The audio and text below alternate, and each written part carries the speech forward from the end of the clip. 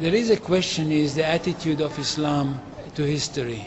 And in fact, what we find, the basic attitude is that all history is in fact an Islamic history.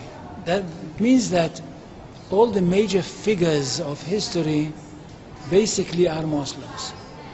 From Adam down to our own time.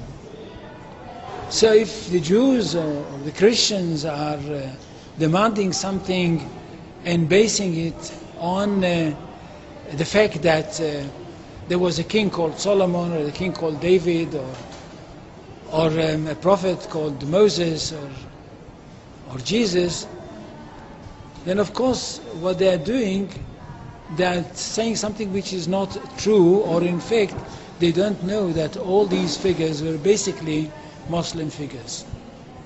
They were, in fact, since the creation of the world there is only one religion, and this is the religion of Islam. So if anybody says, look, there is a place which is connected with Solomon, and that's the place where the Temple of Solomon stood, a true Muslim would tell you, yes, absolutely right, but don't forget that Solomon was a Muslim, and David was a Muslim, and Abraham was a Muslim, and Isaac was a Muslim, and Jesus was a Muslim.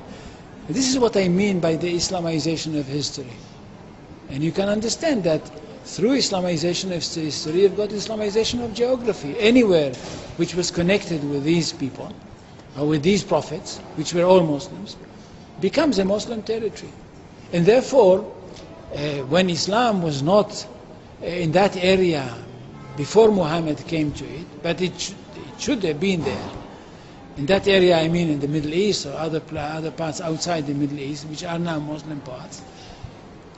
Any place like this had to be freed, not to be conquered, had to be liberated.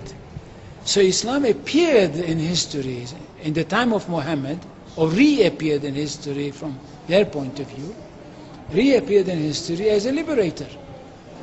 And therefore there is no Islamic occupation. If somebody occupied anything, it would be always somebody else, not the Muslims. So there is no Islamic occupation, there is only Islamic liberation.